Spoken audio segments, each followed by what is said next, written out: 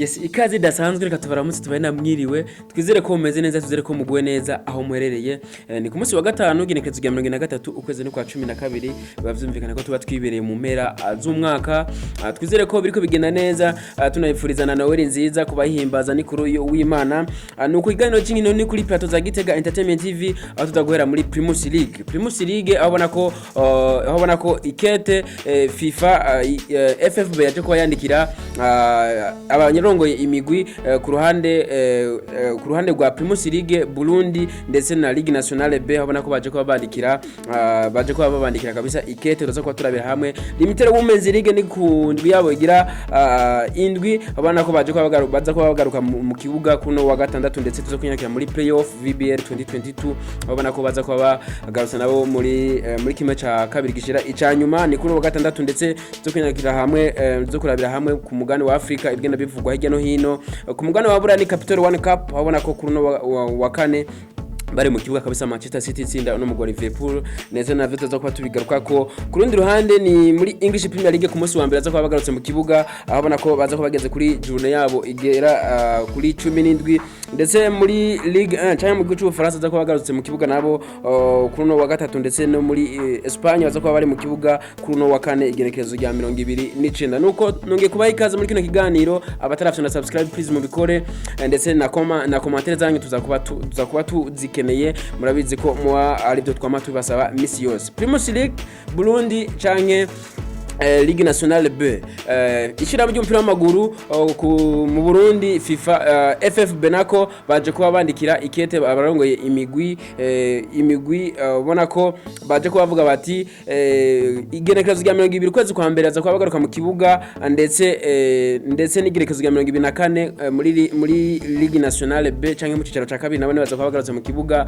nivyo baje kuba bavuga muri nokete ndetse baje kuba bamenyesha yuko icitwa FIFA transfer matching system canke FIFA domestic transfer matching system canke ivyo bita temps de régulation nationale de transfert ubona ko biza kuba nabone bitangura igenekerezo ya kabiri ukwezi kwa mbere gushika igenekerezo rya 31 ukwezi kwa mbere ariho baza kuba baregulariza ayo ma transfer aba ku rwego gihugu canke abakinyi bava mu bindi ibihugu nuko niryo kete niryo FFB baje ko yandikira abarongoye imigwi haba muri Primus League Burundi canke Ligue Nationale mu cicaro ca kabiri biba vyumvikana nuko Limited Women's League journée yabo igira indwi kuno gatandatu baza ko bagaruka mu kibuga abona ko hari inkino zishika kuri zitanu mu gisaka ca Bujumbura haza kuba habera inkino zitatu zose ubona ko PVP Buyenze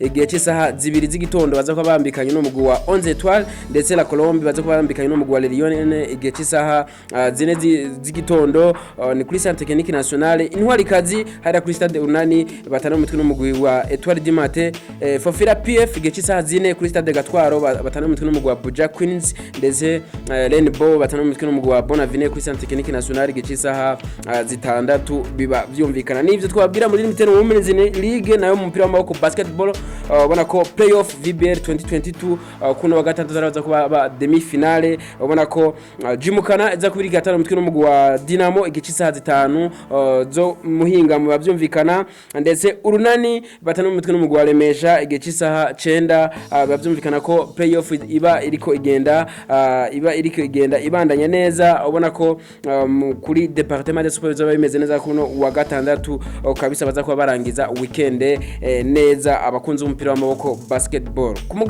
mugabane wa Afrika ubona ko haje kuba havugwa uno mugabo arongoye umupira w'amaboko shiramu ry'umupira w'amaboko w'amaguru nako CAF uno president Patrice Motsepe yaje kuba avuga amajambo akomeye cyane kuri no shane canke championnat national de canke championnat d'Afrique des Nations ubona ko yaje kuba avuga amajambo akomeye kuri no shane izotangura igenekezo ga 13 ukwezi kwa mbere gushika igenekezo ya 4 ukwezi kwa kabiri 2023 biba byumvikana yaje kuvuga amajambo akomeye avuga ati kino gikombe ni gikombe kizoba giteguwe neza no buhinga gusumba ibindi byose byorganije yaje kuvuga ati so c'est halomeshan jamais organisé kabisa ubona ko yaje kuvuga amajambo adasanzwe nuko kurundi ruhande ni Klasema FIFA yaje kuba ishira habona kabisa urutonde ukungene ibihugu bigenda bikurikirana ubona ko Maroc yaje kuba iza mu kibanza ca mbere ku rwego rwa Afrika ndetse iyo kipa kibanza kigira 11 ku rwego rw'isi. Senegal mu kibanza ca kabiri ubona ko nayo iyo kipa ikibanza kigira 19 ku rwego rw'isi. Tunisia mu kibanza ca gatatu ndetse ku kibanza kigira 30 ku rwego rw'isi. Cameroon mu kibanza ca kane ku rwego rwa 33 ku rwego rw'isi ndetse ino Nigeria kuba mu kibanza ca gatanu ku rwego rwa Afrika ndetse ku rwego rw'isi naho 35. Egypt mu kibanza ca gatandatu ndetse ku rwego rw'isi naho 39. Ku rwego rw'isi bavyumvikana Algeria mu kibanza c'indwi nayo iza kokipa kibanza ca 40 ku rwego rw'isi. Nayo Mali ino yaje kuba iyo kipa kibanza c'8 ku rwego rwa Afrika. Ku kibanza ku rwego rw'isi naho 45. Ku kibanza c'9 naho ni Cote d'Ivoire ku rwego rw'isi naho 47 ndetse Burkina Faso iza kuba yo kipa kibanza ca 10 ku rwego rwa Afrika ndetse ku rwego naho kibanza ca 50. Uburundi gwaje kuba biguma ku kibanza cabo bahora ko kibanza kigira 141 ariko RDC yaje kuba ija mu kibanza ca 71 mu rwego rw'isi. Uganda mu kibanza ca 89 ku rwego rw'isi. Kenya ikibanza kigira 101 ku rwego rw'isi. Tanzania yaje kuba nayo kipa kibanza kigira 130 ku rwego rw'isi. U Rwanda kibanza kigira 130 n'indi twobabwira nk'ivyo ku mugabane wa Afrika. Ku mugabane wa Buraya ni Capital One Cup canke Carabao Cup. Ubona ko kuno wa kane bari mu kibuga Manchester City kiratsinda no mu Liverpool ibitsindo 3-2 ariko urukino rwasezereye igice ca 18 gishira icanyuma aho ubona ko itariki 10 uzukwezi kwa mbere aho baza kwa bagaruka mu kibuga mu gukina igice ca kane gishira icanyuma aho ubona ko Manchester United izo biri mu kibuga ariko baratana umutwe n'umugwi wa Charlton Athletic. Ino Manchester United yatsinze no mugwi wa Burnley ibitsindo 2-0 kuri no wa gatatu. Ndetse Southampton izotana umutwe n'umugwi wa Manchester City. Ku rundi ruhande Nottingham Forest izotana umutwe n'umugwi wa Wolves ndetse Newcastle itana umutwe n'umugwi wa Leicester. Nizo nkino zoba mu gice ca kane gishira icanyuma muri no Carabao Cup. Nuko twabwira nk'ivyo ubona ko kuno wa gatanu Real Madrid za kubira ikiratana umutwe n'umugwi wa Getafe. Ni match amicale kabisa. Ukaburi kubana uraba kino kiganiro saa 6 zamaze kurengana umenye ko urukino rwamaze kuba rutangwa cyane rwamaze kuba rurangira. Nivyo twabwira nk'ivyo. English Premier League ku munsi wa mbere baza kuba bagaruka mu kibuga ubona ko biza kuba bimeze neza. Brentford izotana umutwe n'umugwi wa Tottenham Hotspur. Crystal Palace itana umutwe n'umugwi wa Fulham. Everton itana umutwe n'umugwi wa Wolves ndetse Leicester City itana umutwe n'umugwi wa Newcastle. Southampton itana umutwe n'umugwi wa Brighton ndetse Aston Villa itana umutwe n'umugwi wa Liverpool. Aho ni gicisa 1:30 gicisa 4 ni Arsenal zoba yagose mu kibuga na West Ham.